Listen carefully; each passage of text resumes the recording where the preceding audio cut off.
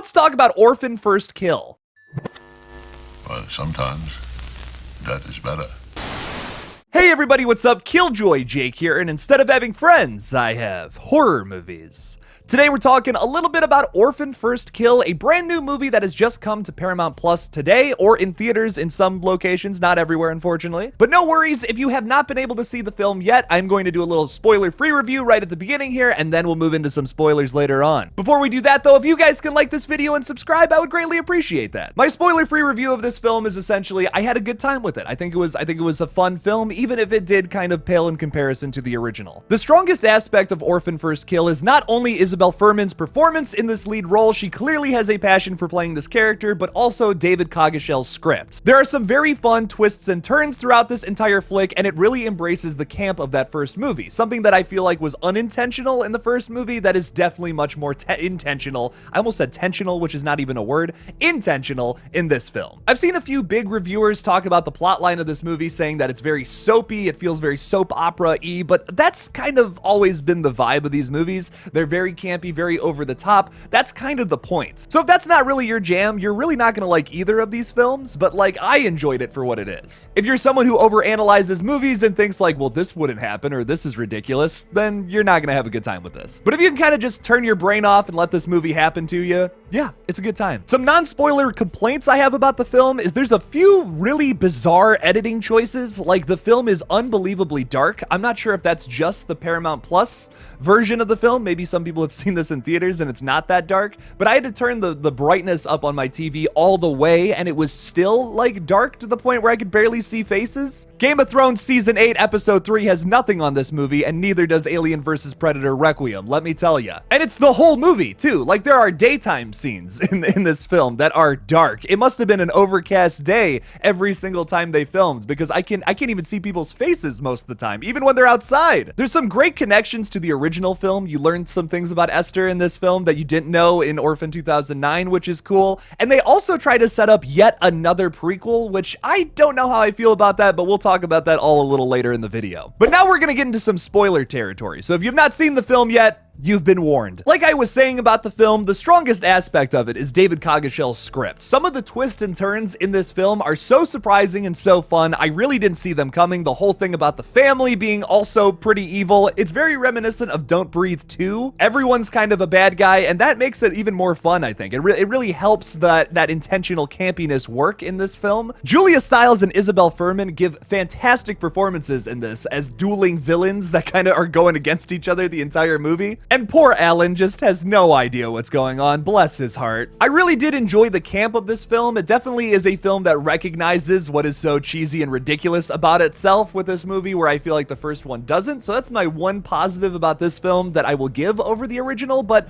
that's really about it. The rest of this movie has a lot of amateurish, weird filmmaking mistakes that I kind of just don't care for. Like I was talking about earlier, the whole thing is dark. Like, it is darker than AVP Requiem, which is truly an impressive feat. Not in a good way though. And the very beginning of the film, I feel like, is a little too much even with the camp, and then after that it starts to even out, and then it's fine the rest of the movie, I feel. But the escape sequence from the Saarne Institute, that is so ridiculously over the top. They try to set up way too many things. There's this other patient there that every single time Esther says like, oh, you want some candy, and she goes and attacks people. Like, it's a thing they try to set up real quick, and then that's ultimately one of the elements that helps her escape the Institute, but it just seems a little ham-handed. It's too much set up for such a little space of time. It's almost like this whole scene could have been its own movie, but it just gets a little too convoluted for my taste. Everything happens a little too fast in the opening scene, considering how much has to happen for this movie to be set up. The doctors are calling her like their most dangerous patient, like she's Michael fucking Myers. Like, relax, dude. Like, this little girl with a pencil is probably not gonna kill you unless she manipulates you, which is her strongest element as a killer. She's not like a brute type killer like Michael Myers or Jason Voorhees, where they can just overpower you with strength. The biggest element to her character is the manipulation aspect. And I just feel like the doctors should know more about her, and like, they do finally talk about that later on, but how she's first introduced to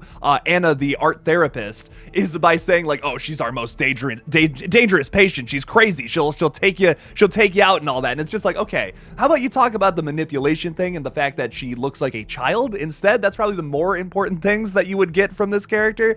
I don't know. The dialogue's a little whack here. Speaking of dialogue, there's a lot of of telling dialogue, which is just, once again, amateurish. Like, when you're writing dialogue, you want it to sound really natural. And here we have a lot of characters just saying things to the camera, essentially, for exposition. The biggest instance of this is when we first meet the character Trisha, played by Julia Stiles excellently, and also her husband, Alan, and they're kind of going back and forth about their missing daughter, Esther. And in this conversation, they literally name drop Esther, and I believe Julia Stiles even says, "I know you've been so sad ever since our daughter, Esther, disappeared a couple of years ago," or what. Like, it's just like, dude, okay, you could have done all of that by just saying, like, "I'm so sorry, she's gone." Like, there's nothing we could have done about it.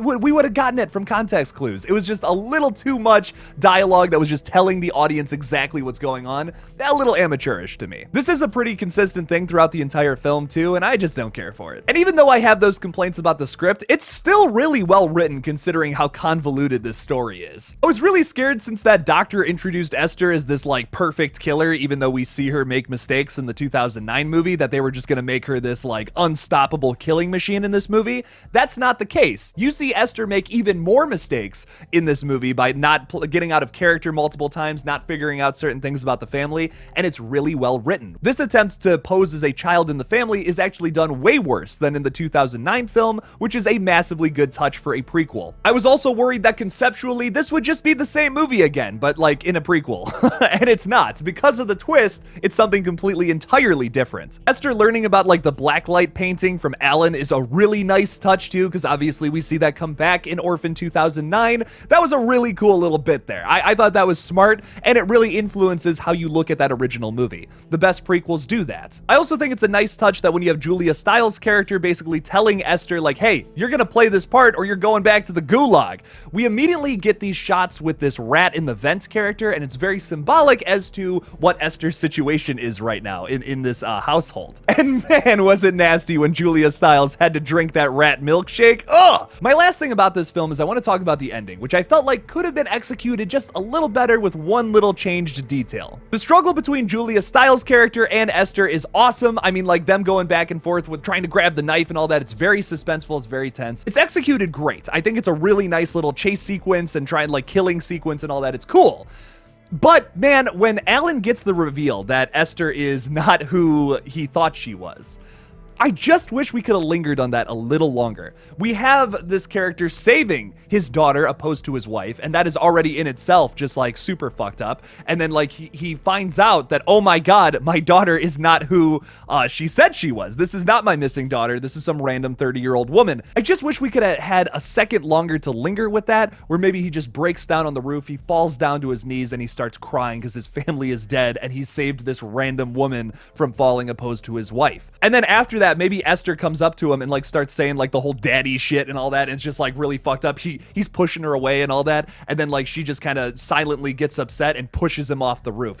If that shot would have been a little longer, it would have been so much more emotional, and it just really would have driven home how much of a sociopath Esther really is. That even after taking everything away from this man to the point where he is on his knees crying about it, she still just doesn't even care, pushes him off the roof and kills him. It's yet another scene in this movie that I feel like was done just a bit too quick, and I wish this movie just gave itself some more room to breathe. Almost like my videos where I talk just way too fucking fast. And maybe after this movie, you're looking for some more Esther kills, you just can't get enough of Isabel Fuhrman as a child. Well, guess what? There's a threequel possibly in development. Recently, when director William Brent Bell was asked about doing another film in this franchise, he stated that there would need to be a third film in order for Orphan to be considered a franchise. Isabel Fuhrman has also expressed interest in continuing to portray the character in additional films. William Brent Bell has also said that if this film is successful, a third film could absolutely be developed, and said that he would want to explore a darker third installment that would be a complete full story of Lena Klammer or Esther, while also stating that there could be multiple sequels. He said in a quote, "Isabel Fuhrman is so passionate about the character. She can play this character forever. There's a lot to that character, and I think in the future stories, she would probably become a bit more cold-hearted again." Isabel Fuhrman has since confirmed that discussions for a third third film among the creatives and studio are ongoing, stating that there would not be another 13 years this time around before a sequel is developed. So considering the fact that they did kind of set up yet another prequel to both of these films in this movie, I would assume that's the route they would take with this, because they can't really do a sequel unless this character's just gonna go full-blown like Jason Voorhees, Michael Myers, and just come back to life out of the fucking lake. Vera Farmiga is back, and she has to deal with zombie Esther, but I don't really want to see that movie. I'm gonna be honest. I'm gonna stop you right there, Jake. I want to see yet another prequel if we're gonna do this again. Personally, I'm always down for another good Isabel Fuhrman performance. She's fantastic in just about everything she's in, if it's the Hunger Games or that PG-13 Saw film that is just okay. What did you guys think about Orphan First Kill and another movie possibly being made in this franchise? Leave me something about it in the comments below. Thank you guys so much for watching a brand new review video from yours truly. I think I'm gonna start doing reviews this way from now on, where there's a lot more research involved, because I just think this was more fun. Hopefully you liked it too, and I can start doing more videos like this in the future. Thank you guys for watching again, and as always, don't forget to kill it out there, y'all.